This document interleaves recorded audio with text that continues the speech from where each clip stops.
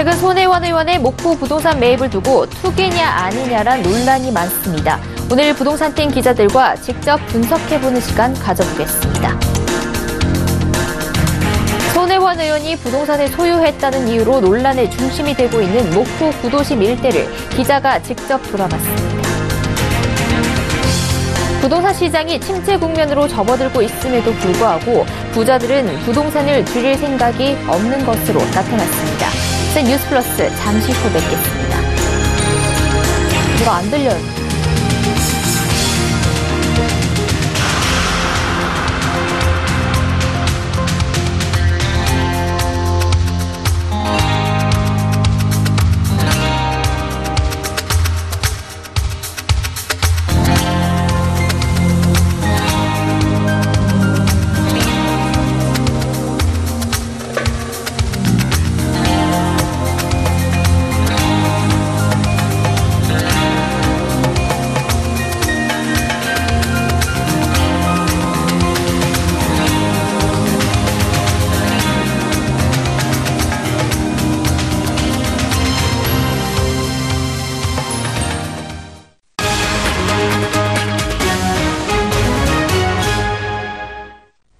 시청자 여러분 안녕하십니까? 센 뉴스 플러스 양한나입니다.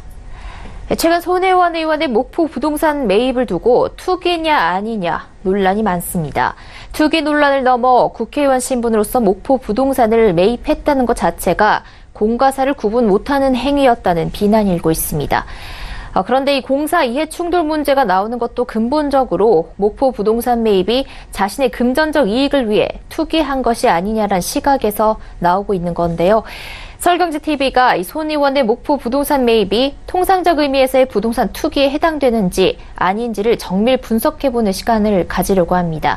이어 다음 시간에는 부동산 전문가들을 대상으로 설문조사를 실시해 손 의원의 부동산 매입을 어떤 시각으로 바라보고 있는지 알아보는 시간도 갖겠습니다. 오늘은 먼저 목포 현지 사정을 알아보고 이곳이 투자 가치가 있는지, 그동안 집값은 얼마나 올랐는지 등을 알아보겠습니다. 목포 현장을 다녀온 유민호 기자가 현지 상황 리포트로 준비했습니다. 우선 리포트 먼저 보시고 부동산팀 기자들과 더 자세한 이야기 나눠보겠습니다. 목포 구도심 근대문화역사거리 일대. 군데군데 낡은 건물이 눈에 들어옵니다. 지붕은 녹슬었고 주인 없는 가게도 있습니다. 여러 갈래 전깃줄 사이로 보이는 창성장 간판. 손혜원 의원의 조카 등 청년 3명이 공동 소유한 것으로 알려져 논란의 중심이 된 곳입니다. 현재는 게스트하우스로 운영 중입니다. 거리를 걷던 시민들은 골목 안쪽 대문 앞까지 다가가 창성장을 둘러봤습니다. 손 의원의 조카가 운영하는 카페. 일대에서 보기 드물게 새로 단장한 가게입니다. 커피를 맛보려는 손님들로 내부가 분주합니다. 카페 유리벽 바깥에는 손 의원을 응원하는 쪽지가 붙었습니다. 80년 된 폐공장에서 기자회견을 열었던 손혜원 의원도 낙후한 주변 환경을 강조하며 자신의 선의를 주장했습니다. 이게 몇십 년을 비어있던 곳인데 아무도 안 사요. 이것도 한 40년 정도 된 벽이라 그래요. 여기요, 굴도 요거. 이게 굉장히 중요한 곳이에요. 서울경제TV 유민호입니다. 네, 스튜디오에 부동산팀 정창신 유민호 기자 나와 있습니다. 안녕하세요. 네, 안녕하세요. 네, 이번 시간에는 손혜원 의원이 목포 부동산 투자를 하면서 이게 매입을 한 것이 투기 목적인지 문화재 보호를 위한 건지 알아보는 시간 가져보도록 하겠습니다. 앞서 리포트를 보니까 허름한 건물이 곳곳에 눈에 띄었는데요. 이런 곳에 투자를 해서 돈을 벌 수 있을까 싶은 생각도 드는데요. 우선 정 기자, 이 손혜원 의원이 목포에 얼마나 투자를 한 겁니까? 네. 일단은 좀 준비한 표를 보면서 설명을 좀 드리겠습니다. 이것은 지난 17일 손혜원 의원이 목포에 건물을 매입했다고 공식적으로 밝힌 현황인데요. 자신의 페이스북에 공개한 겁니다. 자, 7곳에 총 7억 9천만 원을 투자했다고 밝혔습니다. 자, 이걸 시기상으로 좀 짚어보면요. 자, 지도에 1번이라고 표시된 곳 보이시죠? 지난해인 2018년 3월 14일에 2억 3천만 원을 들여 매입했습니다. 한 80평 정도 되는 규모인데요. 손 의원 남편이 이사장으로 있는 크로스포인트 문화재단에서 산 곳입니다. 이곳은 전남 목포시 대이동 1가의 2-14, 3-3, 3-6번지인데요. 이게 건물은 하나인데 집원이 3개로 이루어져 있습니다. 그래서 일부에서 지번으로만 따져서 수십 곳의 건물을 매입했다고 소개하기도 했는데요. 이처럼 이곳엔 건물은 하나지만 지번이 여러 개가 붙어 있는 곳이 다수 있습니다. 자, 이곳은 손 의원이 나전 7기 공방으로 쓰겠다 이렇게 밝힌 곳이기도 합니다. 자, 또 지도에서 2번으로 표시된 곳을 또 한번 알아보겠습니다. 이곳은 취득일자가 2018년 5월 18일인데요. 이때 세 곳을 매입했습니다.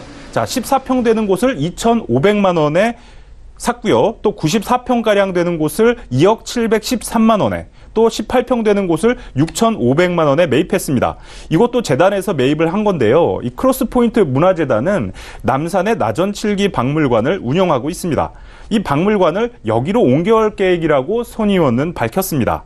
자, 문화재청은 2018년 8월에 근대 역사문화공간 재생 활성화 사업을 위해서 이곳 목포와 군산 또 영주 등 세 곳을 지정을 했는데요. 손 의원은 목포가 근대 역사문화공간 재생 활성화 사업으로 지정되기 전에 공교롭게도 이들 건물을 매입한 셈이 됐습니다. 네, 공교롭게도 손혜원 의원 측이 건물 매입을 하고 나서 5개월가량 뒤에 근대 역사문화공간 사업지로 선정이 된 겁니다. 사업지 선정 이후에도 손 의원의 부동산 매입은 계속됐는데요. 이곳이 어떤 곳인지 이번엔 유민호 기자가 좀 알아봐 주시죠. 네, 목포가 사업에 선정된 후에도 올해 초까지 손혜원 의원 측은 부동산 세 곳을 매입했습니다. 또 지도를 계속 보면서 설명하면요. 3번이라고 표시된 곳 보이실 텐데요. 작년 11월 초에 취득했는데 이곳을 5,200만 원에 샀습니다. 이곳 4번으로 표시된 곳을 올해 1월 초 1억 1천만 원에 샀는데 29평 되는 곳을 9,800만 원에 샀습니다. 4번은 박물관 입구가 들어설 부분이라고 손 의원 측은 설명했습니다. 네, 손 의원은 주변 사람들한테 이 지역 투자를 권하기도 했다고 하는데 이곳이 워낙 낡은 건물들이어서 리모델링 비용까지 감안을 하면 결국엔 손해다 이런 얘기도 나온다고 하는데 이게 어떤 내용입니까? 네, 제가 그 말이 더불어민주당의 우상호 의원이 했던 얘기인데요. 자, 손 의원이 자신한테 목포에 있는 집을 사라라고 말을 했는데 그런데 8천만 원만 있으면 산다더라. 집은 8천만 원인데 리모델링 비용이 1억 원이다. 이렇게 했다고 합니다. 그래서 우 의원은 그게 지금 시가가 1억 2천만 원이니까 손해다. 이렇게 설명을 한 건데요. 좀 쉽게 말하면 자, 건물을 사는데 8천만 원의 돈을 썼고 또 이게 워낙 낡은 건물이다 보니까 1억 원을 들여서 전면 개보수를 해서 리모델링을 했는데 그러면 들어간 돈이 총 1억 8천만 원이 되거든요. 그런데 지금 시세가 1억 2천만 원밖에 되지 않으니 결국은 6천만 원 손해를 본 거 아니냐 이런 얘기입니다. 따라서 시세가 투자 비용보다 낮으면 이게 투자 가치가 있는지 좀 의문이 드는 대목이고요. 또 일부에서 주장하는 투기 의혹이 맞느냐 좀 의문이 듭니다. 네. 네, 그런데 유 기자, 이 부동산 투기라고 하면 보통 황금성이 높은 아파트나 개발 호재가 있는 땅이라던가 재개발 단지 주변으로 이 투기를 하는 것으로 알려져 있는데요. 손 의원이 부동산 매입을 한 곳은 어떤 곳인지 궁금하네요. 네, 그렇습니다. 실제로 이번 논란이 중심이 되는 곳이 목포 대이동인데요. 이곳의 실제 거래 실적을 국토부 자료를 통해서 한번 알아봤습니다. 대이동 일가 번화도에 지난 1935년 지어진 오래된 단독주택 사례를 한번 알아봤습니다. 이 주택은 연면적 38제곱미터 규모인데요. 근데 이게 작년 9월 3천만 원에 거래됐습니다. 낡은 건물이니까 그리 비싼 가격은 아닌데 이 건물의 이전 거래 가격을 시간을 거슬러 알아봤더니 지난 2011년 2,800만 원에 거래됐습니다. 이게 따지고 보니까 7년 동안 200만 원 오르는데 그친 겁니다. 일부에서는 이거 부동산 투기라고 말하고 있는데요. 그래서 7년 동안 200만 원 오르는 곳에 투기를 했다면 이건 투기에 실패한 것이거나 아니면 투기가 아닌 것으로 보이는 게 사실입니다. 네, 7년 동안 200만 원이 오른 곳이면 말씀하셨듯이 정말 투기로 보기는 힘든데요. 그렇다 하더라도 만약에 거래가 활발히 이루어지는 곳이라면 사고팔고를 하면서 계속 차익을 낼 수도 있었을 겁니다. 그래서 이 알아봐야 할 부분이 정 기자, 이곳이 어떻게 매매 거래가 좀 활발한 곳입니까? 네. 그래서 저는 이번에 국토부 실거래가 사이트에서 이곳의 상업 업무용 건물 거래 건수를 확인해 봤는데요. 자, 목포가 근대 역사문화 공간으로 지정된 대이동 일가에 있는 건물 거래입니다. 자, 표가 지금 나오고 있죠. 자, 정보가 공개된 2006년부터 11년까지 이 6년 동안 거래는 단 3건에 불과했고요. 또 이후 2012년부터 16년까지는 단 한 건의 거래도 없었습니다. 그러니까 사실상 거래가 없었던 곳이라고 할 수가 있고요. 그런데 2017년에 11건, 2018년에 5건이 거래됐습니다. 결과적으로 거래가 활발히 일어나는 곳은 아니다. 이렇게 좀 말할 수가 있습니다. 아까 유 기자가 조사했듯이 가격이 크게 오르지도 않는 곳에 거래량도 많지 않은 겁니다. 자, 이런 곳에 투기를 했다고 보기에는 좀 무리가 있어 보이고요. 물론 한 5년에서 10년쯤 뒤에 이곳이 아주 도시재생이 돼서 활성화가 된다면 관광객이 막 유입이 되고 또 상권이 새로 생겨서 활성화가 되고 이러면 또 다른 얘기일지 모르지만 지금 상태에서 그 정도까지 바라보고 투자를 했다면 정말 뭐 장기 투자에 나선 게 아니냐 이렇게 또 볼 수도 있습니다. 네, 부동산 시장이 무겁게 움직인다고 하더라도 이렇게 불확실한 상황에서 장기 투자를 했다는 것이 좀 의문이 들기는 하는 상황입니다. 이곳은 문화재청이 근대 역사 문화공간 사업을 하겠다고 밝힌 곳이기도 한데요. 결국에는 문화재 투자를 한 셈인데 이곳이 투자 가치가 있겠느냐를 보면 예를 들어서 문화재를 상업시설로 바꿔서 또 수익을 낼 수도 있을 텐데요. 유 기자 어떤가요? 그럴 수 있을까요? 네, 일단 제가 문화재법을 한번 살펴봤습니다. 제56조를 보면 목포 근대역사문화공간처럼 등록문화재는 외관을 변경하거나 철거 수리하려면 변경하려는 날 기준 한 달 전까지 지자체장에게 신고를 해야 됩니다. 또 이후 시도지사를 거쳐 문화재청장에게 보고를 해야 된다고 이렇게 명시가 돼 있는데요. 이게 무슨 말이냐면 허가제가 아닌 신고제란 뜻인 겁니다. 따라서 문화재를 상업적 용도로 활용할 수 있다는 건데 실제로 문화재청에 확인해 보니 전국의 등록문화재 2017년 기준으로 724개가 있었는데 이 중 7곳이 상업시설로 이용되고 있었습니다. 일부는 안경점으로 쓰이고 있는 곳도 있었는데요. 만약 이런 등록문화재가 예산을 지원받을 경우에는 문화재청장이 허가를 받아야 합니다. 또 이 과정에서 문화재 지정을 취소를 해야 되는데요. 문화재청 관계자는 소유자에게 문화재 등록 취지를 설명하고 지정 취소를 하지 말 것을 설득하고 있다고 말했습니다. 또 이후엔 문화재위원회 심의를 거쳐서 문화재 지정 취소가 이뤄지는데 이런 과정에서 소유자가 문화재 등록 취소를 강력하게 원한다면 이를 막을 수는 없다고 밝혔습니다. 다만 문화재청에선 지금까지 이런 경우는 한 번도 없었다고 강조했습니다. 네, 그러니까 문화재 투자를 한 뒤에 이것을 허물고 상업시설로 짓는 게 불가능하지는 않지만 아직까지 이런 사례가 없다는 걸로 알겠습니다. 그리고 손 의원이 매입한 건물은 본인 명의가 아니라 그 본인의 남편 재단이나 조카 등 지인 등을 통해서 이루어졌는데요. 이 과정에서 증여세도 다 냈다라고 밝힌 바 있습니다. 정 기자, 투기를 이렇게 증여로 하는 법도 있나요? 만약에 투기였다면 사실상 이렇게까지는 안 했을 거다라는 좀 판단이 들고요. 왜냐하면 당장 수익을 극대화하는 게 목표이기 때문이란 말이죠. 그런데 한 20년 이상 부동산 업계에 몸담았던 한 전문가의 얘기를 좀 들어봤더니 이 케이스 같은 경우에는 가족관계 등을 따져봤을 때 다분히 증여의 뜻이 있어 보인다라고 좀 설명을 했는데요. 그는 이 미성숙한 지역, 그러니까 상권이 아직 형성되지 않은 지역에서 이 젊은 사람들의 인생 투자가 있으려면 아무래도 기대이익이 있어야 한다고 덧붙였습니다. 또 막연히 전혀 이해관계가 없는 타인보다는 이 가까운 친인척 중에 사업 추진 마인드를 이해하는 사람한테 도움을 좀 주고 또 이 상권 형성을 도모하는 측면이 있을 것으로 생각된다고 밝히기도 했습니다. 그러니까 이게 무슨 말이냐면 이걸 투기 목적으로 좀 보기보다는 먼저 상권 형성을 위한 기회 비용을 쓴 거다. 이렇게 좀 볼 수가 있고요. 또 그 방법으로 증여라는 방법을 썼을 것이다라고 생각을 한다는 것입니다. 네, 아까도 말씀을 드렸다시피 5년, 10년 뒤에는 상권이 살아나게 된다면 이곳 부동산 가치도 당연히 덩달아 뛰게 될 텐데요. 그렇게 투기 목적보다는 우선 이 지역을 살리겠다라는 의도로 보인다라는 의견도 나오고 있는 상황입니다. 목포 근대 역사 문화공간 사업에 500억 원이란 돈이 투입이 되는데요. 이 사업의 가치를 좀 알아봐야 될 것 같습니다. 유 기자, 이게 다른 사업의 사례와 비교를 했을 때 어떻게 큰 돈이 투입이 됐다고 볼 수 있습니까? 네, 아까 말씀드린 대로 문화재청은 근대역사문화공간 사업지로 목포와 전북 군산, 경북 영주 이렇게 3곳을 선정했습니다. 목포에 들어가는 돈이 5년간 500억 원인데요. 역사공간 면적으로 따지면 11만 4천 제곱미터 규모입니다. 또 다른 사업지인 영주에는 5년간 240억 원이 투자되는데요. 이곳 면적은 2만 6천여 제곱미터 규모입니다. 그리고 군산에도 역사문화 공간이 생기는데요. 올해 14억 8천만 원을 들여서 종합정비 계획을 수립하고 학술조사 등을 거쳐 총 사업비를 결정할 계획입니다. 그러니까 사업비가 확정된 목포와 영주의 사업비를 1제곱미터 면적당 투자금을 한번 비교해 보겠습니다. 목포 사업에는 약 44만 원, 그리고 영주에는 91만 원 정도가 투자되는 겁니다. 목포보다 영주에 더 많은 돈이 투자되는 거죠. 이렇게 부동산 투기를 하려면 동일한 사업을 놓고 봤을 때 더 큰 돈이 투입되는 곳을 노리는 게 상식적인 판단이라고 생각됩니다. 네. 네, 알겠습니다. 목포 얘기를 좀 더 해보겠습니다. 앞서 말한 목포 근대 역사 문화공간 활성화 사업에 500억 원, 여기에다 도시 재생 사업까지 250억 원 돈이 투입이 되면 총 750억 원이 투자가 됩니다. 이렇게 해서 이 지역이 활성화가 되면 상가나 건물 갖고 계신 분들이라면 임대료를 더 많이 받을 수 있는 여건이 될 텐데요.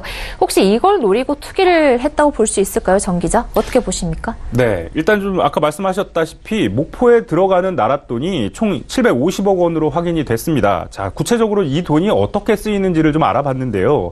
자, 근대 역사문화공간 활성화 사업에 500억 원이 들어가는데 당장 올해 110억 원이 투입됩니다. 학술조사나 기반조사에 41억 원이 들어가고요. 또 매입비 45억 원, 또 보수비 24억 원이 쓰일 예정입니다. 자, 눈여겨볼 점은 이 보수비인데요. 자, 손 의원이 리모델링을 할 정도로 이 수리를 해서 써야 한다고 밝혔듯이 이런 낡은 건물들이 이곳에는 대부분입니다. 근데 이 보수비는 안전에 위협이 되는, 그러니까 허물어져가는 건물 보수에 쓰이는 돈을 말하는데, 자, 개인의 이득을 위해서 쓰이기는 좀 어렵다, 이렇게 좀 보여지고요.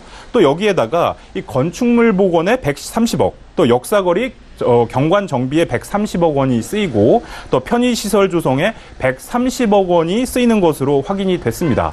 또 여기에다가 목포에는 지난 2017년에 도시재생 뉴딜 사업지로 선정이 됐는데요. 자, 이 사업비가 250억 원입니다. 자, 주차장 조성에 22억 원이 들어가고, 또 거점 공간 조성에 111억 1천만 원, 공원 조성과 거리 정비에 74억 1천만 원, 또 지역 상권 활성화에 32억 8천만 원이 들어가고요. 또 노후주택 외관 정비에 10억 원이 쓰일 예정입니다. 자, 이 사업에서도 마찬가지로 노후주택 정비에 10억 원이 책정돼 있는데요. 자, 국토부에 이 돈을 좀 알아봤습니다. 이 지역에서 10억 원이면 도대체 몇 가구 정도나 수리가 가능하냐라고 물어봤더니 100가구 정도 수리가 가능할 것이다, 이렇게 예상이 된다라고 답을 했고요. 그러면 이 돈은 도대체 누가 지원을 받을 수 있는 거냐라고 물어봤더니 차상위 계층에 한정된다라는 답을 들었습니다. 그러니까 이 차상위 계층이 뭐냐면 이 소득 인정액이 기준 중위소득의 50% 이하에 해당되는 가구를 말하는데요. 그러니까 쉽게 말해서 4인 가구 기준으로 봤을 때 월 소득이 226만 원 이하로 버는 가구를 말합니다. 네, 그러니까 쉽게 말하면 좀 어렵게 사는 세대가 수리비를 지원받을 수 있다는 얘기입니다. 목포 도시재생사업 2022년이면 마무리가 되는데요. 목포처럼 도시재생 사업을 벌여서 실제 지역 집값이 변화된 사례가 있는지 비교를 좀 해보면 좋을 것 같은데, 유 기자, 실제 사례가 있습니까? 네, 지난 2017년 말 통영이 도시재생 사업지로 선정돼서 이 사업을 추진 중에 있습니다. 이곳에는 2023년까지 예산 700억 원이 투입되는데요. LH에서 부지 매입 등의 1,200억 원, 또 민간 투자 2,800억 원을 포함해서 총 사업비만 5,400억 원 규모입니다. 또 국토부 자료를 통해 이 경남 통영시 봉평동의 집값 변화를 한번 알아봤는데요. 봉평동에 2009년 들어서 단독주택을 사례를 한번 다시 비교를 해보겠습니다.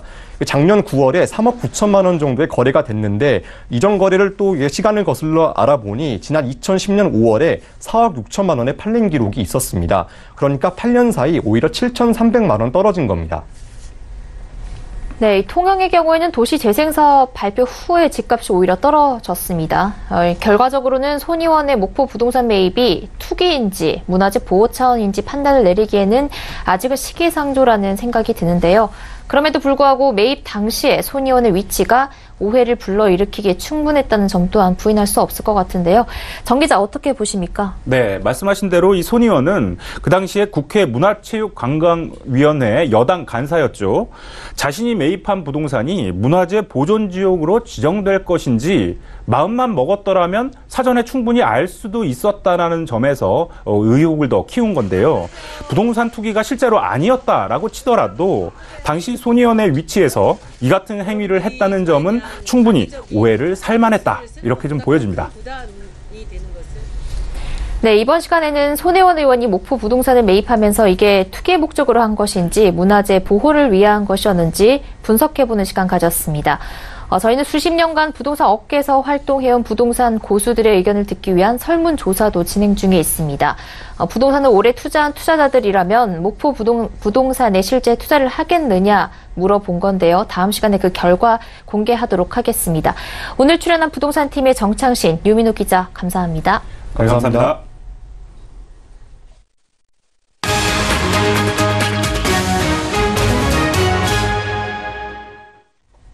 정부 규제로 주택값이 떨어지는 등 부동산 시장이 침체 국면으로 접어들고 있습니다. 부동산 공시가격 현실화 방침으로 보유세가 늘어나는 등 다주택자들의 세부 부담도 커지고 있습니다.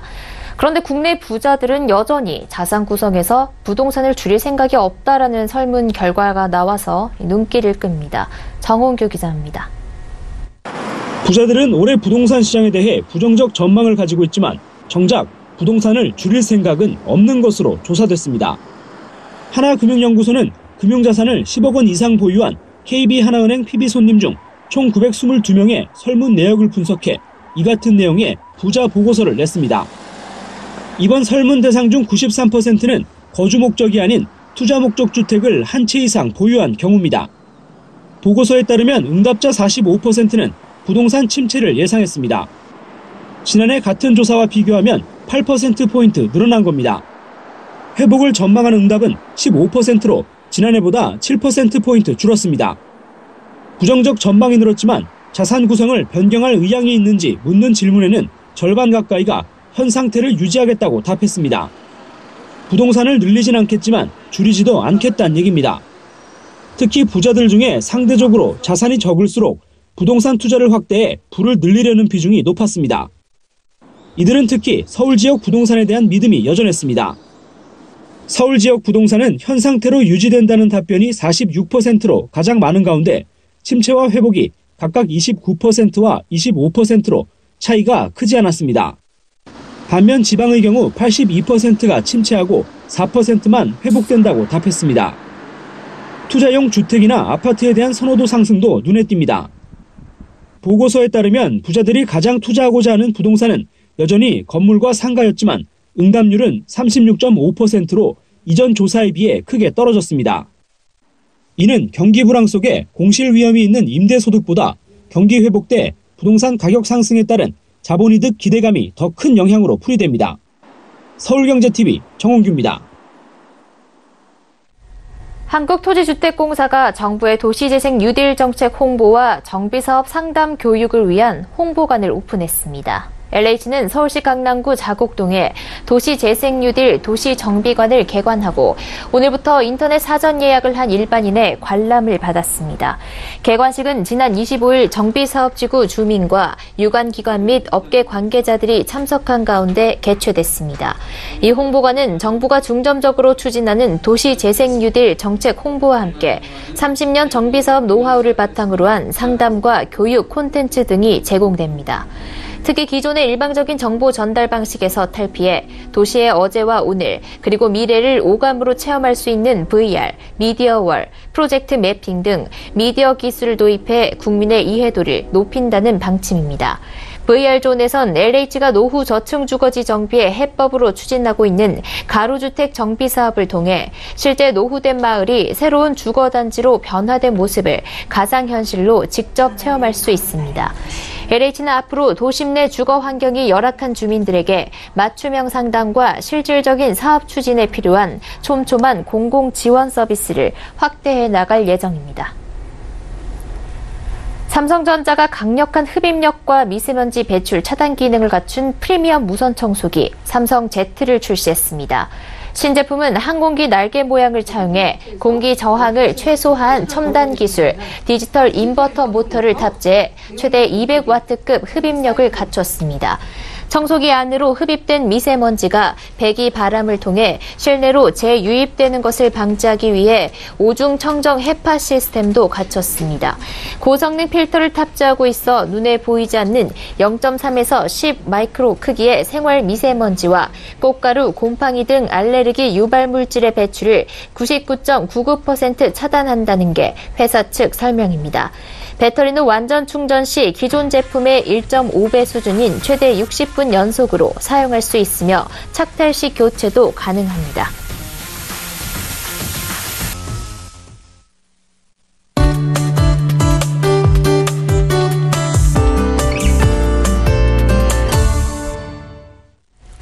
이번 겨울에 눈 내리는 모습 거의 찾아보기 힘들었는데요. 마침 오늘 중부지방에 눈이 내렸고 또 이번 주에 눈 소식이 계속되고 있습니다. 이 눈이 내리는 날씨 역시 경제에 미치는 영향이 크다고 하는데요. K웨더 방기석 예보센터장과 이야기 나눠보겠습니다. 센터장님. 안녕하세요. 네, 안녕하세요. 이 눈이 내리는 날씨가 경제에 미치는 영향 어떻게 될까요? 일단 우리 주변에서 볼 수 있는 것이 눈이 내리면 자가 차량 운전자들이 교통대란을 피하기 위해서 지하철로 몰리게 됩니다. 그렇게 되면 지하철 역사에 입점한 편의점의 경우 매출이 많게는 40% 가깝게 증가한다고 해요. 여기에 눈이 내리면서 춥기라도 하면 백화점이나 재래시장을 찾는 소비자들의 발길이 줄어드는 반면에 홈쇼핑이나 인터넷 쇼핑몰은 상대적으로 호황을 누리게 되죠. 네, 눈이 내리면 경제적으로 손해를 보는 곳도 있지만 또 이익을 보는 곳도 있군요. 네, 그렇습니다. 이제 요즘에 한창 스키 시즌이죠. 스키장에 눈이 내리느냐 내리지 않느냐에 따라서 희비가 달라집니다. 스키장마다 차이는 있지만 슬로프에 눈을 만드는데 전기료, 물값, 인건비 등을 포함하면 하루 평균 2천만 원 이상이 들어가는데요. 올겨울처럼 눈이 조금밖에 내리지 않을 경우 눈을 만들어내는 비용만 해도 연 10억 원이 넘습니다. 따라서 눈이 자주 내려만 주면은 스키장은 그야말로 행복해지지요. 또 자연적으로 내리는 눈의 설질이 인공설보다 좋기 때문에 스키어들도 좋아하고 또 스키장 설질을 유지하기에도 큰 도움이 됩니다. 네, 이렇게 눈이 내리면 스키장이나 편의점, 홈쇼핑뿐 아니라 더 많은 경제적 이익이 있지 않을까 싶은데요. 마침 지난주에 기상청이 인공광으로 미세먼지를 줄일 수 있는지를 실험을 했다고 하는데 눈이 내리면 미세먼지도 줄어들지 않나요? 네, 그렇습니다. 이제 이게 눈으로 인한 경제적 이익을 계산해 본 적이 있었어요. 기상청은 2010년 1월 4일 중부 지역에 내린 눈의 경제적 가치를 약 8,300억 원으로 추정을 했었습니다. 기상청이 눈의 경제적 이익을 평가한 항목은 첫째, 가뭄 피해 경감, 둘째, 댐이나 가용수 자원 확보, 셋째, 말씀하신 것처럼 미세먼지 등을 저감해서 그걸로 일어나는 대기질 개선, 네 번째가 산불 방지, 그리고 마지막으로 스키장 운영비 절감이었습니다. 네. 눈이 내렸을 때 이렇게 5가지의 경제적 이익이 있었는데 이 중에서 가장 큰 경제적 이익이 있었던 항목은 어떤 걸까요? 기상청은 겨울철 강수를 위한 봄 가뭄 피해 경감에 대한 경제적 가치를 약 7,958억 원으로 가장 높게 추정을 했고요. 그 다음으로 이제 눈이 녹아서 다목적댐과 용수댐으로 유입이 예상되는 수량은 각각 1억 3,600만 세제곱미터와 20만 세제곱미터로 경제적 가치는 65억 원 정도로 계산을 했습니다. 그리고 이제 댐이 아닌 농지 및 임야 등으로 유입되는 가용수 자원의 가치도 33억 8천만 원으로 평가를 했고요. 그다음에 이제 눈의 세정 효과에 따른 미세먼지, 이산화황, 일산화탄소의 농도 감소에 의한 대기질 개선 효과도 253억 원으로 계산했고요. 강설 이후 발생한 산불의 일평균 피해 면적 감소에 따른 눈으로 인한 산불 방지 효과는 약 4천만 원 정도였습니다.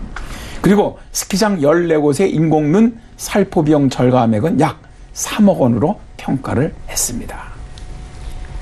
네, 겨울에 눈이 내리면 일반적으로 생각하는 것 이상으로 정말 경제적 이익이 많은 것 같습니다. 그래서 옛 어른들은 겨울에 눈이 많이 내리면 풍년이라고 했던 것 같습니다. 오늘 말씀 잘 들었습니다. 네, 고맙습니다.